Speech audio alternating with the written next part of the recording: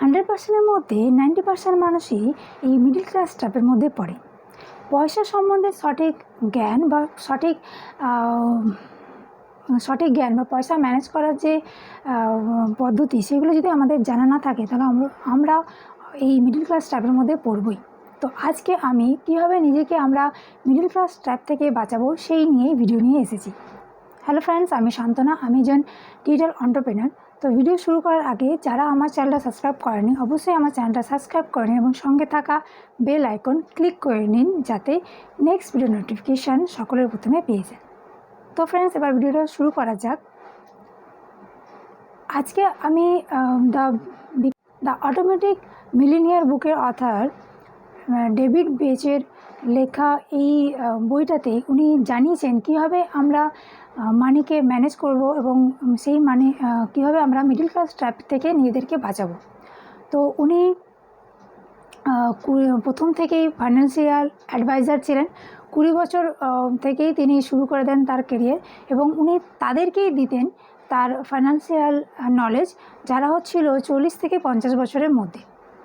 তো একদিন লেখক ওনার কেবিনে বসে আছেন। তো ওনার একজন স্টুডেন্ট এসে ওনার কাছে বলেন যে আমি আমার ফাইন্যান্সিয়ালের কিছু সাজেশন আপনার কাছ থেকে চাই। তখন লেখক বলেন যে আচ্ছা ঠিক আছে, আপনি আপনার ওয়াইফকে নিয়ে আসবেন, দেন আমরা কথা বলব। তো পরের দিন যখন কাপলটা আসে, কাপলকে দেখে লেখক ডেভিডের খুবই অর্ডিনারি লেগেছিল, এবং ওনাদেরকে উনি জিজ্ঞাসা করেন যে হ্যাঁ ঠিক আছে। তো উনি ছিলেন কাপলের মধ্যে, হাজব্যান্ড ছিলেন জিম আর ওনার ওয়াইফ ছিলেন সুজি। তো ওই কাপলের মধ্যে জিম ছিলেন 50 বছরের, আর উনি জানান যে উনি 30 বছর ধরে একটা কোম্পানিতেই জব করতেন। এবং তখন ডেভিড জিজ্ঞাসা করেন আচ্ছা তাহলে আপনার অ্যানুয়াল স্যালারি কত? তখন উনি বলেন যে $40,000, যেটা আমেরিকার একটা অ্যাভারেজ স্যালারি মানাতে পারে। তো উনি বললেন ঠিক আছে, দেন আপনি রিটায়ারমেন্টের জন্য তো কিছু পয়সা সেভিং করেছেন? তখন উনি বললেন যে কিছু ডকুমেন্টস উনি ওনার ওয়াইফকে দিতে বললেন। ডকুমেন্টস দেখার পর জানতে পারলেন যে ওনাদের অ্যাকাউন্টে $4 লাখ আছে। তখন উনি আর জানতে পারলেন যে ওনাদের দুটো দামি বাড়ি আছে, যেটাতে ওই কাপল একটাতে থাকে না, অপরটাতে রেন্টে দেওয়া আছে। তখন উনি বললেন আচ্ছা সেটা তো ঠিক আছে, তো আপনার নিশ্চয়ই বাচ্চার খরচা আছে। তো উনি বললেন যে ওই কাপলটা বললেন যে ওনাদের বাচ্চা কলেজে পড়ে, ও তার নিজস্ব খরচা চালায়। তাহলে ওনাদের দেখা গেল যে এক্সপেন্সিভ অনেকটাই কম, এবং ওনাদের ইনকাম স্টেবল ইনকাম আছে। তাহলে এরপরে ডেভিড ওনাদের নেটওয়ার্থ ক্যালকুলেট করলেন, দেখতে পেলেন যে ওনাদের $1 মিলিয়ন থেকেও অনেক বেশি পয়সা আছে। তো এভারেজ স্যালারি কামিয়েও 1 মিলিয়নিয়ার হওয়ার এই কাপলের। তখন উনি ভাবলেন যে এই কাপলদেরকে না শিখিয়ে ওনাদের কাছ থেকে কিছু শেখা যাক। তো কাপল ডেভিডকে যেটা শেখালেন, যে 5টা লেসন দিয়েছিলেন, সেই 5টা লেসনই আজকে আমি আপনাদের সঙ্গেও শেয়ার করব। যে লেসনগুলো সত্যি খুব ভ্যালুয়েবল এবং ইম্পর্টেন্ট লেসন, এগুলো আপনাদের লাইফের জন্য অনেক অনেক বেশি ইম্পর্টেন্ট। তো ভিডিওটা স্কিপ না করে ভিডিওটা শেষ পর্যন্ত দেখুন, এবং কী কী লেসন উনি জানালেন সেগুলো আপনারা আপনাদের লাইফে লাগিয়ে আপনাদের লাইফেও আপনারা সেটাকে ইউজ করতে পারেন। তো দেখে নেওয়া যাক কী কী লেসন। ফার্স্ট লেসন ছিল পে ইয়োর সেলফ ফার্স্ট। মানে এখানে আপনি যে ইনকাম করছেন, আপনার যে স্যালারি আসে, মান্থ এন্ডে যে স্যালারি আসে, সেটা 10 থেকে 20% আপনি সেভিং করতে পারেন, যে কোনো জায়গায় ইনভেস্ট করতে পারেন। এইখানে এই বইটাতে লেখক জানিয়েছেন যে জিম এবং সুজি ওনাদের রিটায়ারমেন্ট প্ল্যানের মধ্যেই 10 থেকে 20% টাকা ইনভেস্ট করতেন, এবং ইনভেস্ট করা মানে স্যালারিটা আসার আগেই ওটা অটোমেটিক আগে কেটে নেওয়া হতো, তারপরে ওনাদের হাতে বাকি স্যালারিটা আসতো। তো এটাই ছিল ফার্স্ট লেসন, যে পে ইয়োর সেলফ ফার্স্ট। আমরা দেখেছি যখনই আমাদের স্যালারি আসে, আমরা কি করি, আমাদের যে খরচাগুলো থাকে সেগুলোকে আমরা সেখান থেকে ফুলফিল করি, আমাদের যে নিড থাকে, ডিজায়ার থাকে, সেগুলোকেও আমরা সেই স্যালারি থেকেই ফুলফিল করি। মান্থ এন্ড আসার আগেই আমাদের অনেক সময় স্যালারি প্রায় থাকেই না। তো আর সেভিং করার কথা তো আমরা ভাবতেই পারি না। আমরা যেহেতু আগে খরচার কথাগুলো ভাবি, এবং খরচাগুলোকে সামলে যখন আসি যে পরে সেভিং করব, তার জন্য আমাদের সেভিং করাই হয়ে ওঠে না।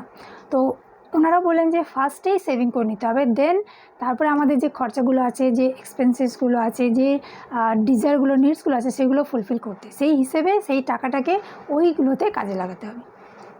লেসন হচ্ছে পুট ইট অ্যান্ড অটোমেটিক। এই যে আমরা ইনভেস্ট করব, সেটা পয়সা বাঁচলে ইনভেস্ট করব এটা নয়। ওনারা বললেন যে যে স্যালারিটা আসবে তার আগেই যেন সেটা ডিডাক্ট হয়েই যেন আমাদের কাছে আসে, তাহলে সেটা অটোমেটিকই হতে থাকবে এবং কোনো রকম কোনো মাসই যেন স্কিপ হবে না। তার ফলে আমাদের কী হবে, একটা টাকা আমাদের সঞ্চয় হতে থাকবে, সেভিং হতেই থাকবে। তাহলে সেটাকে আমরা কী করবো, পুট ইট অটোমেটিক মোডে এটা দিয়ে রাখতে হবে। তো দেখতেই পারলেন যে প্রথমে আমরা স্যালারি 20% আমরা সেভিং করছি, তারপরে সেটাকেও আমরা অটোমেটিক মোডে রেখে দিচ্ছি যাতে আমাদের ওটা রেগুলারলি কাটিং হয়, রেগুলারলি ইনভেস্ট হয়। তো থার্ড যে লেসনটা উনি জানিয়েছিলেন সেটা হচ্ছে ল্যাটে ফ্যাক্টর কি, আমাদের সবারই এই ল্যাটে ফ্যাক্টর হচ্ছে বাজে খরচা। আমেরিকাতে কী হতো যে যখন কেউ অফিসে যেতেন তো বাইরে কফি খেতেন। ইন্ডিয়াতে কী হয়, আমাদের দেশে যেটা হয়, বাইরে আমরা চা খাই। কেন, আমরা চা তো বাড়িতেও বানিয়ে খেতে পারি, তো আমরা সেটা করি না। আমরা কী করি, বাইরে গিয়ে চা খাই বা বিভিন্ন রকম জাঙ্ক ফুড খাই, স্মোকিং ড্রিঙ্কিং এই সমস্ত করে ফেলি। এগুলোকে কী বলা আছে, ল্যাটে ফ্যাক্টর। তো এই সব ল্যাটে ফ্যাক্টরগুলোকে, বাজে খরচাগুলোকে আমাদেরকে কমাতে হবে। এইগুলো কমাতে পারলেই আমরা কী করতে পারবো, একটা অনেক বড় টাকা আমরা সেভিং করতে পারবো, যেটা আমাদের রিটায়ারমেন্টের পরেও কাজে লাগতে পারে। ফোর্থ লেসন হচ্ছে ফান্ড ইউর ড্রিম অ্যাকাউন্ট। আমাদের তো 20% স্যালারি, 20% তো সেভিং হচ্ছে, ইনভেস্ট হচ্ছে একটা ইনভেস্টমেন্ট প্ল্যানের মধ্যে। দ্বিতীয়ত হচ্ছে আমরা সেটা অটোমেটিক রিডাকশনও করাচ্ছি, ঠিক আছে। এবার হচ্ছে ফান্ড ইউর ড্রিম অ্যাকাউন্ট। এই যে আমাদের নিডস থাকে, আমাদের যে ডিজায়ারগুলো থাকে, সেগুলো আমরা কোথা থেকে ফুলফিল করব, সেই জন্য আমরা কী করব, একটা আলাদা সেভিংস অ্যাকাউন্ট খুলব, সেই অ্যাকাউন্টে আমরা সেভ করতে থাকবো।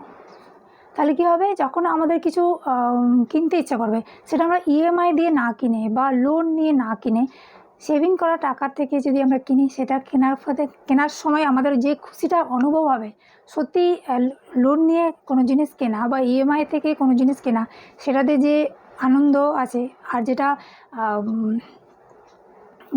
পুরো টাকা পেমেন্ট করে যখন সেই জিনিসটাকে আমরা কিনতে পারবো, সেটার ক্ষেত্রে যে আলাদা রকম আনন্দ, সেটা সত্যি খুবই আনন্দদায়ক একটা অনুভূতি আমাদের জোগাবে। তার জন্য কি করব, আমরা একটা ড্রিম অ্যাকাউন্ট, আলাদা করে একটা সেভিং অ্যাকাউন্ট খুলে রাখবো, সেটাতেও আমরা টাকা ইনভেস্ট করতে থাকবো। তাহলে আমাদের কী হচ্ছে, টাকার 30% টাকা আমাদের ইনভেস্ট হচ্ছে, সেখানে আমরা 10% টাকা ইনভেস্ট করতে পারি।